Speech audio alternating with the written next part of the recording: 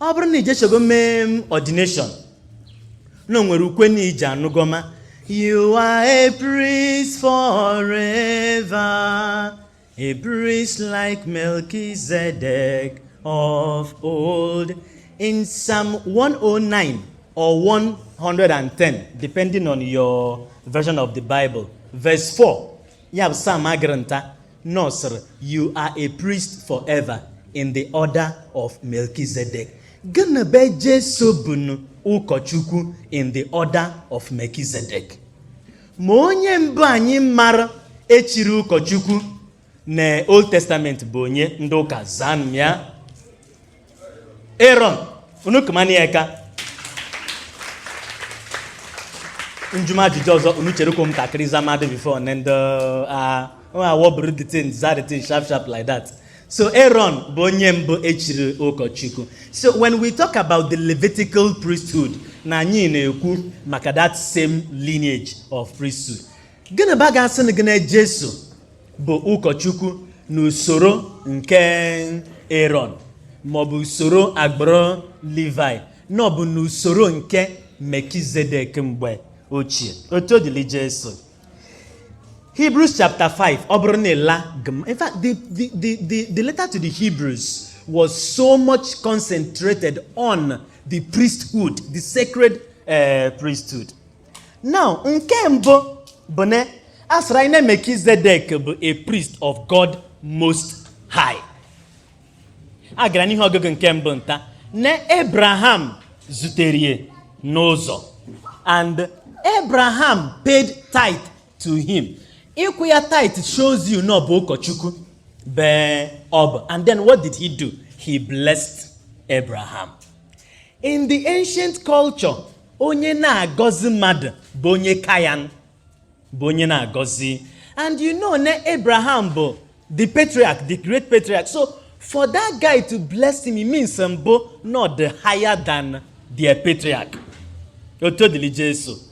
Then Hebrew tells us, letter to the Hebrews, now this Melchizedek enwego nne ma onwego nna. So he just suddenly appeared from nowhere. And we are told, no, but the king of Salem. So he was both priest and the king at the same time.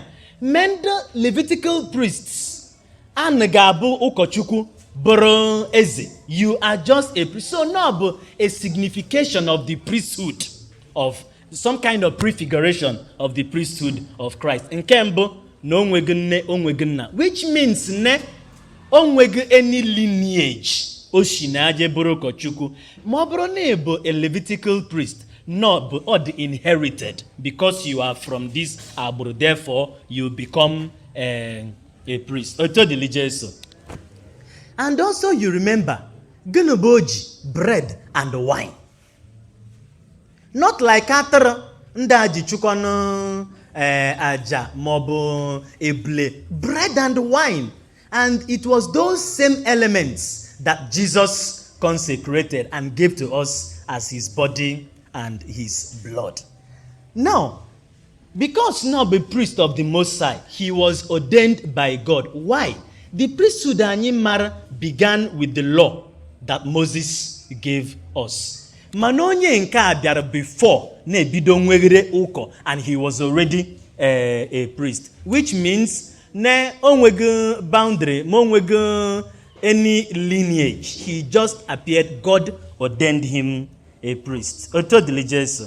And by the way, you know that why they pay tithe to priests those days, onye menwego any inheritance. No monna ya.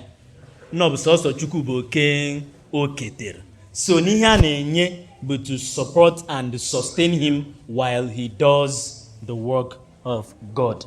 And because ne ọ na-ama mmadụ ama n'ọbụgo n'onyom na-ewe ka ya họrọ sị ka ya jeje chime fada.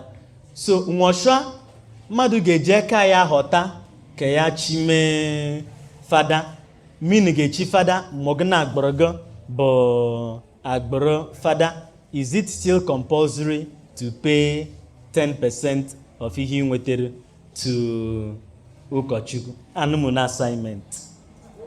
Etodili Jesu. Now, Ndị ụkọchukwu in the order of Aaron, Hebrew tells us that they were sinful. Because no hechukọ na aja, hechumada aja maka njọ nke he first of all, before na choose aja maka njọ ndị ọzọ. I don't know if this thing tells you anything about the sacrament of penance, ije confession.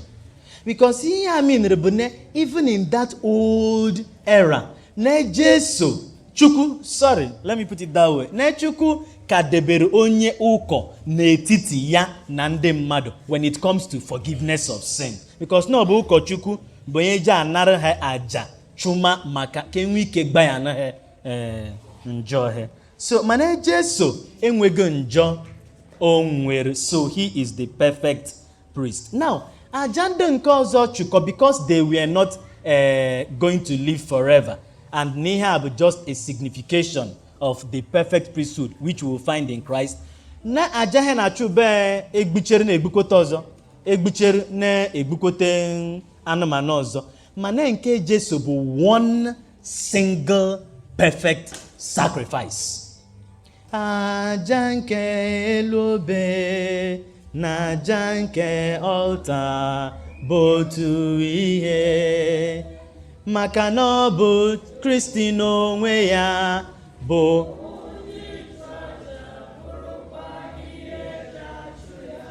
n'elu obe ọ na-agba mme, mana ugbu a n'altar dị ngọzi site n'igbu ụkọ ndị ụkọchukwu na ọ naghị agba. But it is the same sacrifice. So what we do at Mass is that we make present again that same sacrifice at Calvary.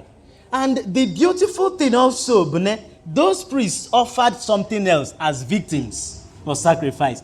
Mana Jesu as Odogwu himself, bụ ya bụ onye na-achụ aja, bụrụ ihe eji achụ aja, bụrụ altar a na-achụ aja n'elie, bụkwa mara onye a na-achụje n'aja. Unukumani eka biko. Aba.